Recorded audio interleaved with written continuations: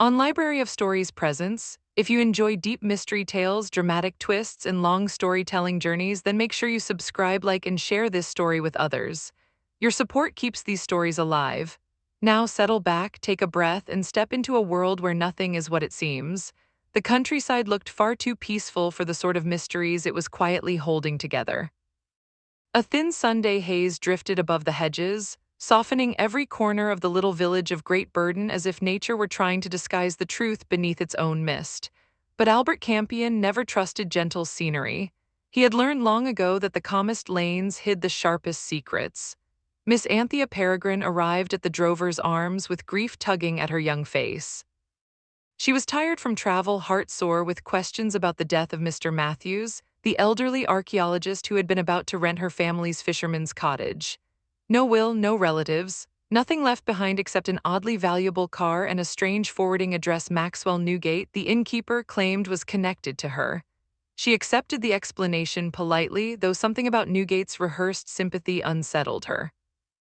When she carried Mr. Matthews' belongings to her room, an unexpected visitor approached her at the terrace, a massive, immaculately dressed man named Claude Porteus. His tone was too silky, his words too polished, and his interest too persistent.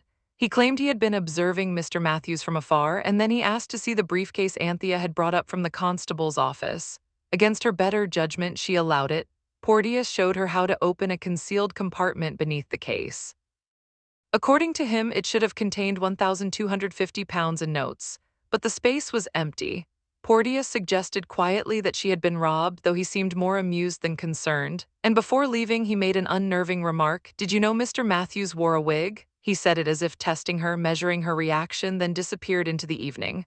That same night, Anthea discovered something far more shocking than Porteus' remarks. When she returned to her room, fumbling with her lamp, she startled as someone stepped out of the shadows. Not Porteus, not a stranger, it was Mr. Matthews, alive, his real name Francis Makepeace. A brilliant mercurial geologist who had vanished from Omega Oil's records years earlier. He wasn't wearing a wig, he wasn't dead. And he was in deeper trouble than he cared to admit. His partner, Tom McCarty, had been posing as the late Mr. Matthews until he tragically died a week. That death had triggered everything: Porteus' sudden appearance, the missing money, the false identity unraveling. Makepeace was supposed to be hiding, but hiding alone wasn't his style.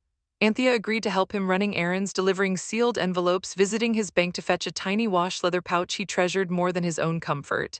She didn't yet know it held uncut diamonds. Meanwhile, Albert Campion arrived at the drover's arms to follow a completely different thread. His old friend, Louis Corcoran of Omega's security division, had summoned him to investigate Makepeace's disappearance. Omega feared Makepeace carried secrets worth millions, secrets that could destabilize international oil markets if they fell into the wrong hands. And now Campion had reason to suspect that Makepeace and the dead Matthews were the same man, or rather, two men in one borrowed name. Superintendent Appleyard confirmed another detail. Newgate, the innkeeper who had first phoned Anthea, was found dead, pushed into the river. His car, supposedly belonging to Matthews, had been dumped on the muddy banks. That couldn't be coincidence. Someone wanted to cover tracks. Campion traced the threads. The fisherman's cottage Anthea owned had been ransacked. She herself had vanished from home overnight. A petty criminal named Ginger Scott had been tailing Campion under the command of a Wilkie Collins, a charming but violent fixer associated with Porteus. And the industrial spy Porteus himself was no longer playing games. He was orchestrating something larger around the false identity of Matthews. Campion confronted Scott, seized his walkie-talkie, and intercepted messages meant for Collins' network. The code's cryptic phrases referring to bulls, angels, and McDonald's revealed shadowy instructions. Campion arranged a meeting disguised as Scott and found himself introduced to Porteus again, this time in the moonlit woods near the cliff. Porteus offered him a deal, information for a price, but Campion had walked in not to negotiate but to identify the players. And now he knew. Porteus believed Matthews and Makepeace were involved in smuggling something far costlier than diamonds, something important enough to be worth kidnapping Miss Peregrine. Indeed, Anthea had been kidnapped, drugged, held in London under threat. Porteus' men wanted leverage over Makepeace, leverage Makepeace was not prepared to give. But Anthea escaped eventually, staggering into a cafe in Regent's Park, phoning J. Morris J., an antique dealer with questionable ethics but undeniable loyalty to Makepeace. And through him she found Campion. Everything converged. Omega. The police, Porteous, Collins, Makepeace, Anthea, all circling the same mysterious cargo that Makepeace and McCarty had found on an old Roman wreck, diamonds washed from a hidden field Makepeace discovered during his years abroad. Porteous believed Makepeace possessed a specimen stone of staggering value worth £500,000 alone. The meeting with Porteous escalated until Collins, desperate to cut out his employer, attempted to rob everyone at gunpoint. But Campion had anticipated the danger. The security guards present were not hired, they were undercover police. The diamond Collins stole was a decoy, a glittering piece of quartz planted by Campion. Porteous collapsed shortly afterward from an untreated asthma attack, and Collins was arrested. The smuggling ring crumbled, and in the ruins of the chaos, Campion and Anthea found Makepeace hiding behind the sheds near the archaeological dig at Brett's school, not for diamonds this time, but for peace. He was a smuggler, yes, a schemer, a reckless genius, but also a tired man longing to be done with secrets. Campion persuaded him gently, patiently, to surrender the diamonds and face the appropriate authorities. There was no betrayal in his words, only truth. Running hadn't saved Makepeace. It had taken his partner's life, endangered Anthea, and attracted the attention of violent men. The safest road forward was the honest road. Makepeace finally agreed. He handed Campion the small bag of uncut stones, each dull, dust-covered, unremarkable looking, but worth lives in the wrong hands. Campion promised to mediate with Customs and Omega to reduce the consequences where possible. Anthea watched Makepeace with something like affection, something like sadness. Campion watched them both, already planning the next steps, already understanding that mysteries rarely ended, they only found temporary resting places. And so, as dawn broke over the Suffolk coast, Campion led Anthea and Makepeace away from the ruins of the Roman ship, away from the secrets that nearly drowned them, and toward a future where truth was safer than disguise. For now, the case was closed.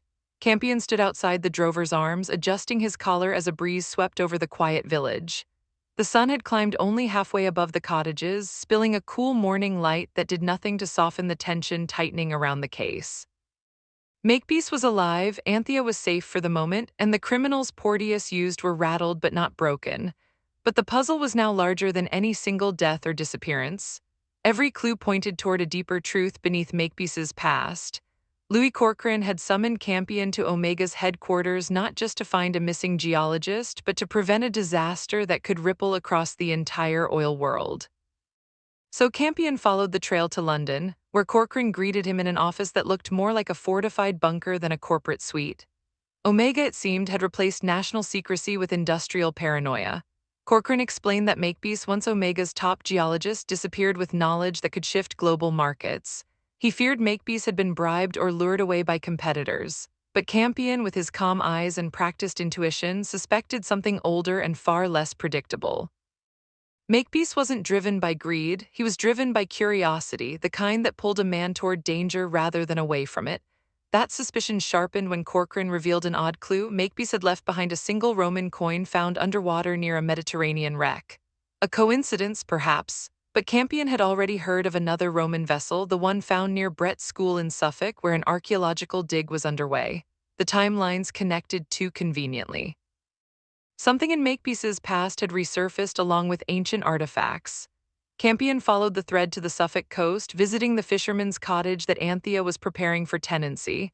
The place was silent, too silent. Through the window, Campion saw drawers yanked open, books scattered, flooring disturbed. A desperate, searching hand had torn through the cottage looking for something specific, not clothing, not money, something worth more than diamonds to the right or wrong people. He phoned Superintendent Appleyard immediately. The police were already burdened with Newgate's murder and the disappearance of Anthea. The burglary tied all of it together. Someone was hunting for Makepeace, and Anthea had been swept along with it. The trail led Campion back to the cliff paths and woods near Brett, where he finally confronted Ginger Scott, the petty criminal who'd been tailing him. Scott had been hired by Wilkie Collins, a smooth-tongued fixer with a background in fraud and violence. Campion cornered Scott in his car and offered a deal: information for money. Scott revealed the truth. Collins operated under the direction of a powerful unknown Claude Porteous, and their communications were handled through an eccentric system of walkie-talkies and coded phrases using rendezvous points around Great Britain.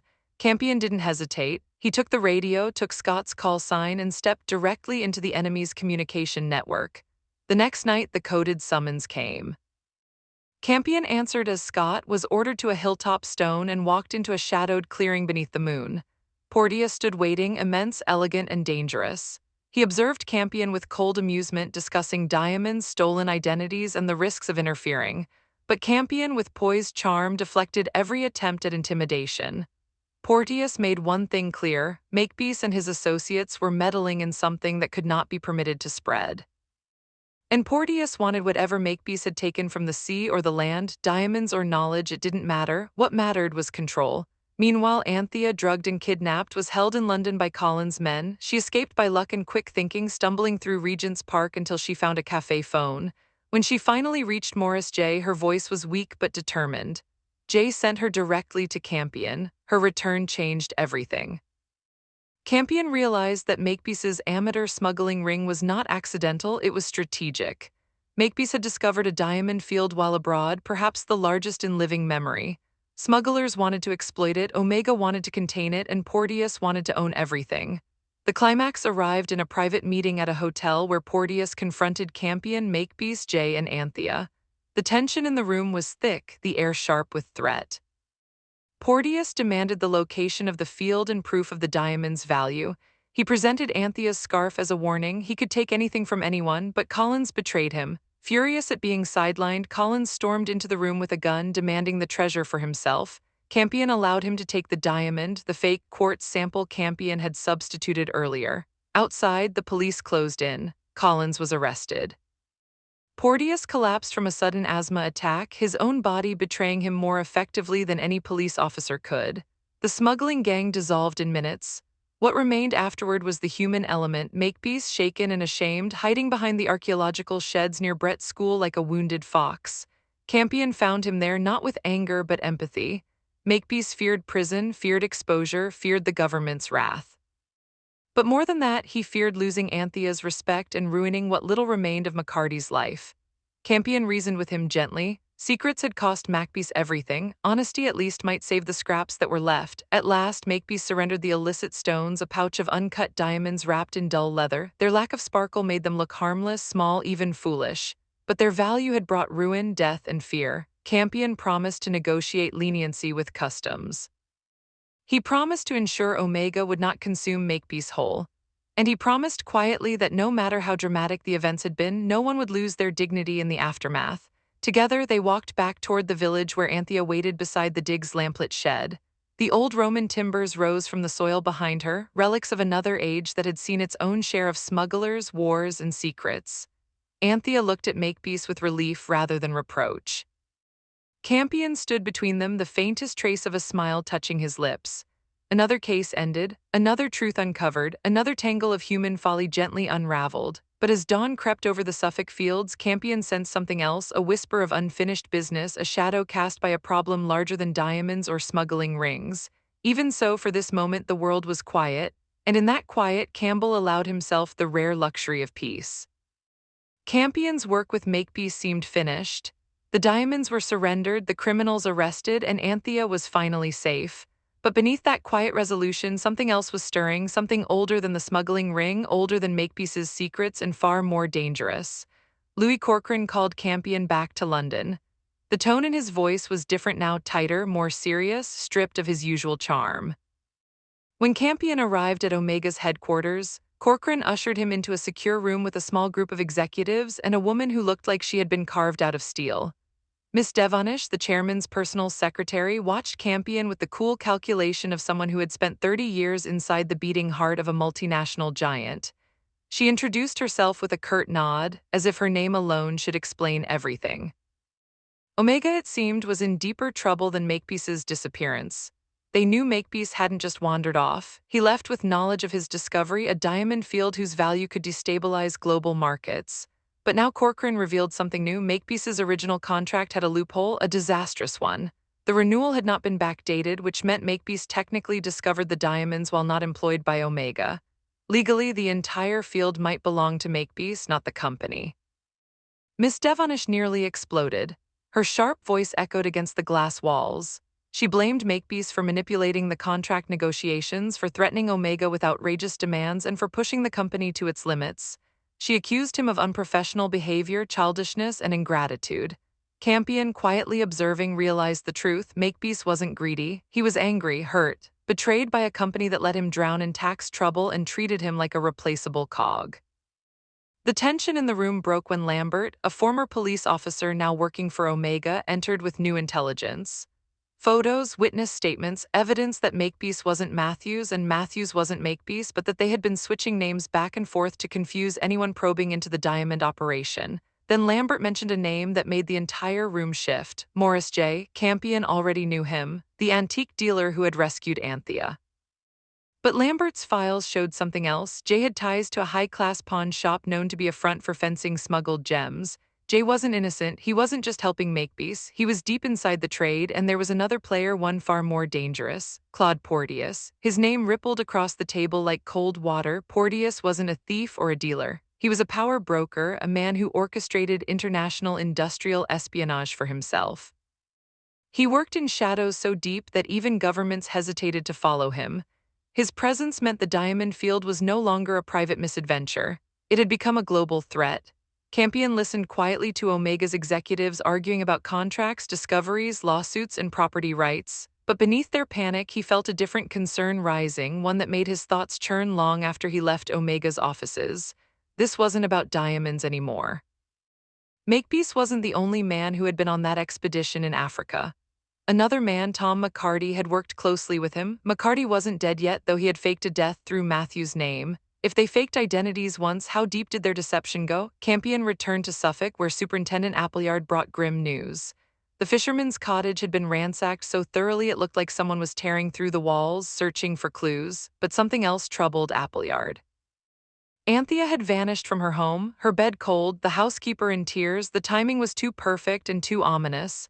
Campion realized it instantly. Anthea's kidnapping wasn't random, it was leverage. Porteous wanted Makepeace, and Anthea was the closest thing Makepeace had to a weakness.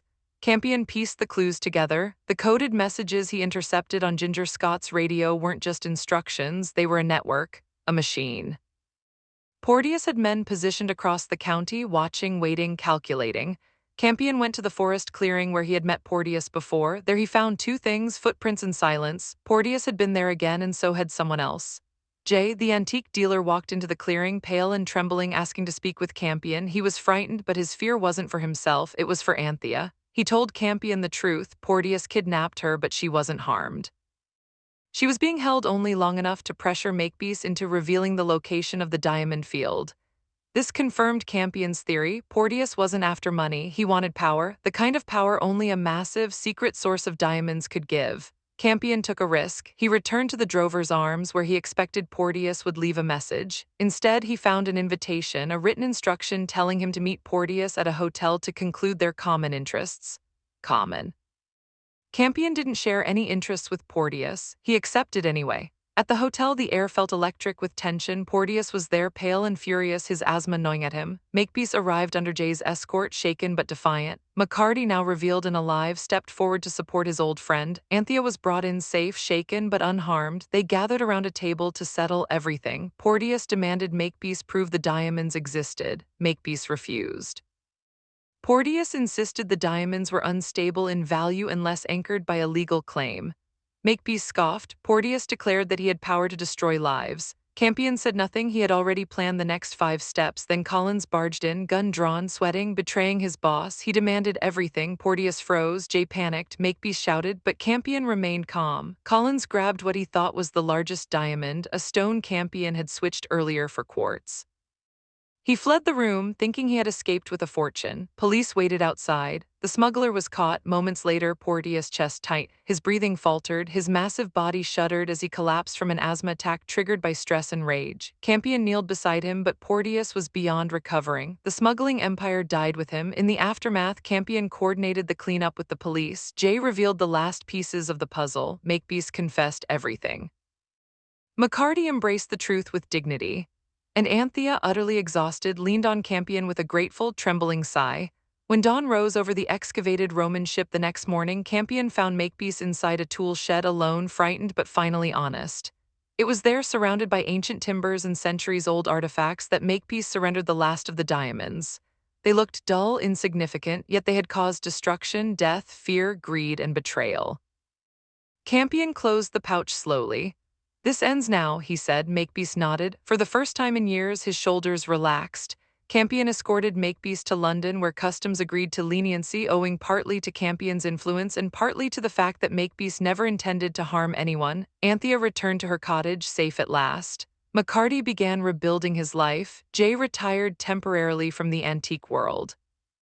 And Campion, after tying the final threads, walked down a quiet London street as the fog curled around him, already sensing that this chapter, though finished, was not the end of something. Because behind all the chaos, there were hints of forces larger than Porteous, Omega, or any smuggler. Forces beneath the land, forces beneath the maps, forces waiting. But that was a mystery for another day. For now, the case was closed. And Albert Campion, with his hands in his pockets and his eyes on the horizon, stepped into the morning like a man who understood that endings were simply well-disguised beginnings. Even after the diamonds were surrendered and the smuggling ring dissolved, Campion sensed a shadow lingering over the case, something unseen but persistent, like a low vibration beneath the earth. He had learned to trust such instincts. Mysteries never truly ended. They faded, settled, then resurfaced when the world least expected them. That resurfacing began with a small metal canister washed ashore near the Solent. A stranger named Peter Lockwood brought it to Campion at the Drover's Arms, claiming it was tangled in a fisherman's nets. The canister bore markings from the long-lost Potter expedition, an oil exploration mission Makepeace had once led, one surrounded by storms, violence, and tragedy. Campion recognized the marking instantly. It should not have survived, yet here it was, cold and wet in his hands. Anthea leaned closer, curiosity flickering in her eyes. Makepeace turned pale the moment he saw the seal. The canister's contents belonged to a chapter of his life he thought buried forever. McCarty, standing behind him, whispered that Potter had kept geological notes in such canisters, but they were believed to have sunk with the storm that destroyed half the expedition. Campion opened it carefully. Inside lay wax documents, perfectly dry, far too clean to have drifted from sea to shore by chance. The canister had been planted. The pages revealed field notes describing magnetic disturbances, unexpected mineral readings, and a discovery marked only as the second deposit, North Coast. Makepeace recoiled in disbelief. The northern cliffs were never explored. The expedition never made it that far, yet Potter's handwriting was unmistakable. But the ink on the final line was unmistakably fresh. Someone added a modern message. "Albert Campion will know what to do," Anthea gasped. McCarty muttered in dread. Appleyard grew pale. Makepeace trembled, for he understood that someone knew the truth of the expedition, someone who wanted Campion specifically involved. Campion alone remained calm. "I know who wrote this," he murmured. He didn't elaborate, but the look in his eyes revealed he was not surprised, only disappointed. The man who had written it had trained him once, long ago, in the old traditions of the Cartographers Guild. Campion set out at once for London, escorted by General Harwood, a legend of intelligence work who emerged from the shadows precisely when the world darkened. Harwood explained that the Guild, an ancient order of mapmakers, surveyors, and landkeepers, was fracturing. One faction wanted to protect the northern cliffs, the other wanted them opened before hostile groups reached them. Someone had already reached them. Campion descended deep into a secret government archive where Miss Iris Kellaway presented Potter's surviving logbook. Its final entries were incoherent scribbles. "The land remembers. Something beneath, Guild warned us." Too late. Potter had gone mad shortly after leaving the cliffs. He died months later from a fear no doctor could explain. Miss Kellaway then gave Campion a sealed letter, the contingency instructions from the former Grand Cartographer. It had been written years ago and addressed only to Campion, meant to be delivered if the Guild lost control of the northern site. Campion broke the seal, read the contents, and his expression hardened into quiet resolve. The letter didn't warn about diamonds. It warned about something else, something beneath the land that was never meant to be uncovered. The Guild hadn't protected a resource, they had sealed away a danger. Campion left the archives with the canister under his arm, stepping once more into London's cold air. But he wasn't alone. Two shadows followed him, one pretending to read a newspaper, another adjusting her scarf too often. He slipped through back lanes, letting the watchers tighten their distance, then turned into a dead-end alley. They followed, expecting him to run. Instead, he waited calmly. "We require the canister," the tall man said. Campion sighed. "Everyone does. They reach for weapons, or so." Instead, a small metal token fell onto the pavement. Campion picked it up. It bore the Guild's symbol fractured down the center. "So," Campion said softly, "you're the breakaway faction." They didn't deny it, they didn't threaten him either, instead they warned him. If you go to the Serendi cliffs, the woman said, you'll find more than rivals. Some want the site opened, some want it closed forever, and others want it awakened. Campion exhaled. Awakened, you talk as though it's alive. The woman met his gaze with something like pity. In its own way, it is. He stepped past them. They did not try to stop him. Their purpose was never to seize the canister, it was to warn him. As he reached the mouth of the alley, the woman's voice floated after him like a ghost. The land remembers. Campion didn't look back. General Harwood was waiting near the car, briefing him on a covert flight to the Serendi region. Unauthorized expeditions were already operating near the cliffs. Signals had been intercepted, coded transmissions with origins no intelligence service could identify. Something new was moving near the site, something hidden. Campion's mission was now clear. The diamonds were never the point. The smuggling ring was just noise. Makepeace, Anthea, J. Collins, Porteous, all distractions orbiting an older, buried danger. Campion tightened his grip on the canister. He would go to the northern cliffs. He would face whoever was already there. He would uncover the truth Potter died with, and he would confront whatever the guild feared, for the land remembered, and whatever it remembered was waiting. Campion left the drover's arms with steady steps, the canister tucked beneath his arm and the weight of an old secret settling across his shoulders. Behind him, Anthea, Makepeace, McCarty, Jay, and Appleyard watched with a mixture of worry and trust. They wanted to help, but Campion walked a path they could not follow, not this time. This path stretched far beyond Suffolk, beyond Omega Oil, beyond smuggling rings and false identities. It led into the shadows of the Cartographers Guild, into the northern cliffs of Serendi, and into the past he rarely spoke about. General Harwood waited for him just outside the inn. A man carved from discipline and silence, Harwood represented the side of the world Campion never fully embraced but never quite escaped. They walked together toward a waiting car, Harwood explaining the significance of the canister, the documents within, and the factions tearing the guild apart. A breakaway group feared the northern cliffs held a threat, while the guild's loyalists believed some truths should be buried forever. Someone had deliberately planted the canister in British waters. Someone wanted Campion to intervene. On the drive back to London, Harwood spoke of disappearances along the Serendi coast, fishermen, researchers, even a customs officer. He mentioned nighttime movements near the cliffs, coded transmissions between unregistered vessels, and a new signature on the airwaves no intelligence service could identify. The northern deposit was no longer a theoretical danger, it was already in motion. Campion listened, silent but alert. Harwood emphasized that the guild trusted Campion alone to approach the site without serving a government or a corporation. Campion smiled faintly at the irony. After all these years, the guild still believed he walked without allegiance. Perhaps they were right. London greeted him with cold wind and hurried foot traffic. Harwood led him to an unmarked government building, through hidden corridors, down into a subterranean archive where Miss Iris Kellaway awaited him. She had aged well, still sharp-eyed, still unforgiving, still custodian of secrets too dangerous for daylight. She produced the Potter expedition files, including a leather-bound log documenting Potter's descent into fear. The later pages were marked by frantic scribbles. The land remembers, something beneath, too late. Then she gave Campion a sealed letter, written by his former mentor, the Grand Cartographer himself. The letter confirmed Campion's worst suspicion. The guild had never tried to exploit the northern deposit. They had tried to hide something deeper, older, and far more dangerous. Campion read the letter in silence, the flicker of recognition passing through his eyes. Whatever Potter discovered had frightened the guild enough to erase all knowledge of it, and now someone was trying to unseal it. Campion pocketed the letter and left the archives with renewed purpose. But as he stepped into the London streets, he sensed watchers. Two figures followed him through the crowds, subtle, trained, and purposeful. He led them into a dead-end alley, allowing them to think they had cornered him. Instead, he cornered them. They demanded the canister. Campion refused, observing them with quiet interest. When a metal token fell from one of their coats, he recognized it instantly, the guild's symbol fractured down the center. They weren't government agents. They weren't criminals. They were members of the rebellious faction of the guild, the group who believed the northern cliffs hid something that must not be awakened. They did not attack. Instead, they warned him if he went to the Serendi coast, he would find more than rival factions. Some wanted the cliffs opened, others wanted them sealed forever, still others wanted control over whatever Potter feared. When Campion walked away, the woman called after him, "The land remembers." He did not look back.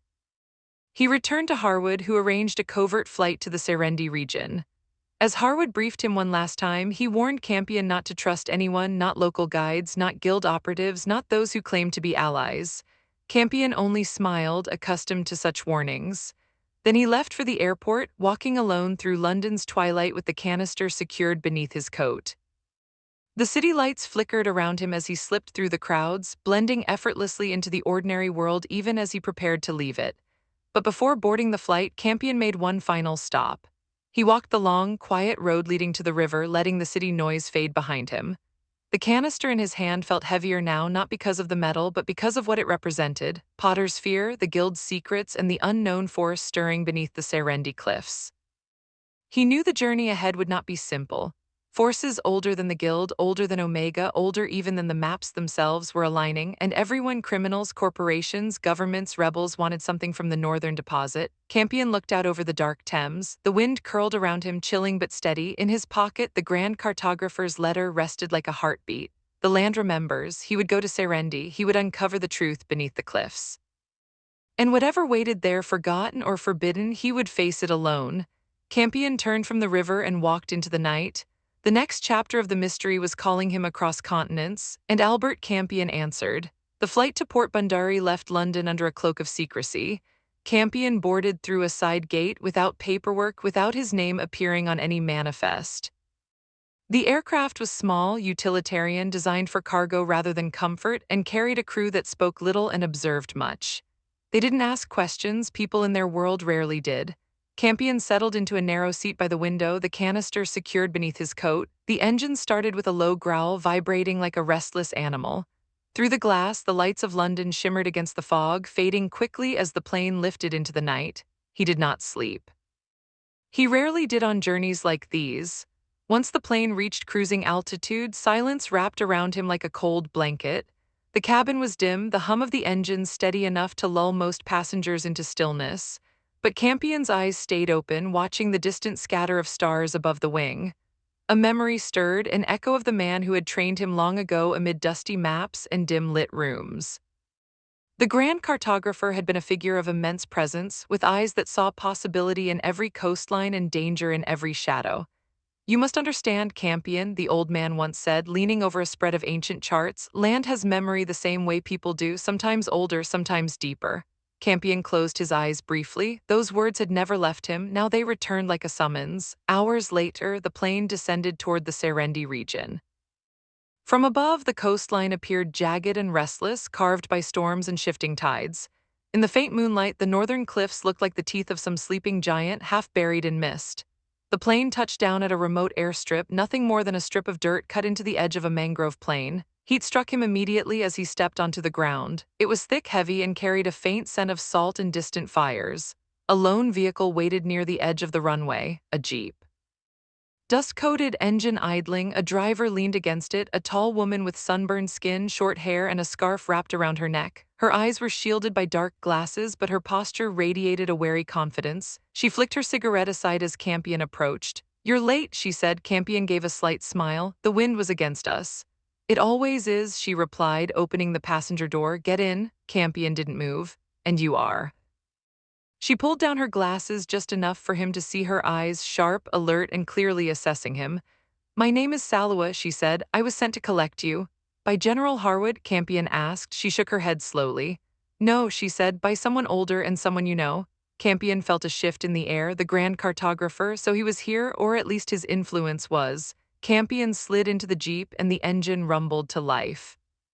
They sped away from the airstrip toward a narrow trail flanked by tall grass and shadowy trees. Night insects droned endlessly. The headlights carved thin tunnels through the darkness. "Is the region safe?" Campion asked. Salwa laughed, a dry, humorless sound. "Safe, hardly. People have been disappearing, patrols have gone missing, and no locals will go near the northern cliffs anymore." Campion eyed her. "And you?" "I go where I'm paid to go." Her tone was flat. "And I don't scare easily." "How encouraging." She glanced at him sideways. "But you should be careful all the same. The land here is unsettled." Campion raised an eyebrow. "Unsettled? That's the word the elders use. They say the cliffs have been restless since the storm years ago. They hear vibrations at night, lights under the earth, wind that doesn't follow weather." "Folk tales?" Salwa shook her head. "No, observations." Campion looked at the passing landscape, feeling the weight of her statement settle like dust on old stone. They drove for nearly an hour before the road turned into a worn track leading toward the sea. At the crest of a rise, the land opened into a vast view of the coastline. The northern cliffs stood like jagged monoliths, rising sharply against the restless waves that crashed endlessly below. A faint rumbling sound drifted through the air, too steady to be thunder, too deep to be mere wind. "What is that?" Campion asked. Salwa spit into the dirt. "That," she said, "is the reason I didn't come here alone." Campion leaned forward slightly. "Explain." She tapped the steering wheel. "Sometimes the cliffs tremble, sometimes the sea near the rocks shifts in ways it shouldn't, and sometimes, only sometimes, we hear voices carried on the wind." Campion's pulse quickened slightly. The guild had always been obsessed with barriers, places where geography intersected with something more ancient, more unrecorded. "Where are we meeting your employer?" Campion asked. Salwa turned the jeep toward a narrow pathway descending toward a hidden cove. "He'll find us," she said. Campion frowned. "That's not how meetings normally work," she smiled faintly. "With him it is." The jeep rolled to a stop beside a rocky outcropping. A thin mist drifted upward from the waves. The rocks here were old, older than charts, older than borders, older than the guild. Campion stepped out. The air felt different here, denser. Quietly watching him, Salwa said, "You're not what I expected." "And what was that? Someone older?" She shrugged. "Someone mad." Campion tilted his head. "Give me time." Before she could reply, a soft sound echoed from the cliff path, footsteps, slow, measured, unmistakably deliberate. Salwa stiffened. "He's here." Campion turned. An elderly figure emerged from the mist, walking with the aid of a polished wooden staff. His coat was simple, his movements steady, and his presence unmistakable. The Grand Cartographer, Campion's mentor.